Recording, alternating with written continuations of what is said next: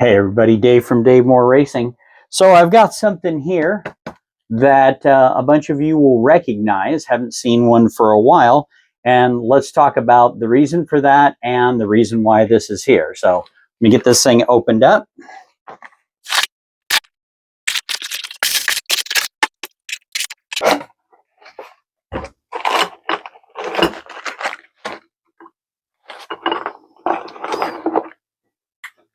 Everybody recognize that? That is the 6-spring clutch, and this is the latest updated model. Now, I had done the installation on the first 10 of these and then sent the information back to Kevin about some design changes that I wanted implemented. So let's take a look and see what he did and how that's going to make this a much better package. So get this out here.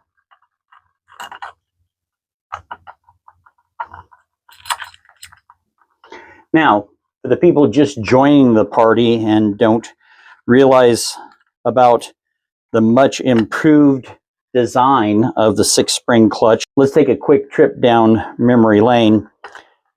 Pretty much everything that was high performance got a balanced clutch, meaning that it had 2 springs, 4 springs, 6 springs, 8 springs, and from 81 through 84, the 250R had 6 springs. Then we get to the 85, and we were handed that god-awful 5-spring clutch, which meant that if you were going to tune the clutch to have the correct amount of pressure so that it's not too hard to pull, but it has enough clamping force to keep the clutch locked up, you couldn't just change 2 springs because that causes the 5-spring clutch to tip at an angle. But with an even amount of springs, you can go ahead and replace 2 of them with heavier duty springs, or 4 of them, or 3 of them, and get just the amount of holding pressure that you need without going too heavy or too light. The other big thing about this clutch is it used the replaceable pins on the clutch so that the clutch doesn't wear this area out like it would on a standard clutch. Also, the spring towers are removable and replaceable. So in theory, this clutch should last you a lifetime.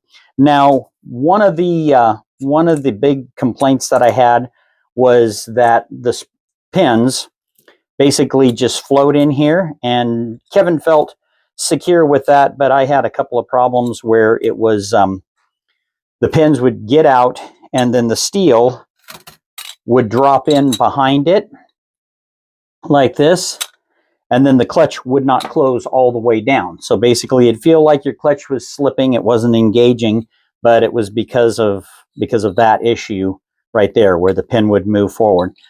So I started going ahead and knocking these holes all the way through and then threading the pins on the inside and use a hardened retainer screw on it to hold those in place. Well, that cured that problem.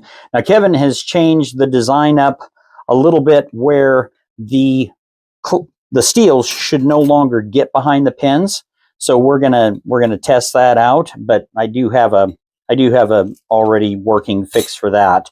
And then the other problem was the plate material itself, and finding somebody who could both cut this stuff so that it would be dimensionally correct and a material that would be hard enough so that once it got hot, it wouldn't warp, because we did have some plate warpage on the first plate material that was tried. Well, this now is knife making steel, and Kevin found this supplier for this stuff, and so we are going to try plates out of this. Now I've got an engine that this is going into, and so we should have it up on the dyno probably into this week and testing it.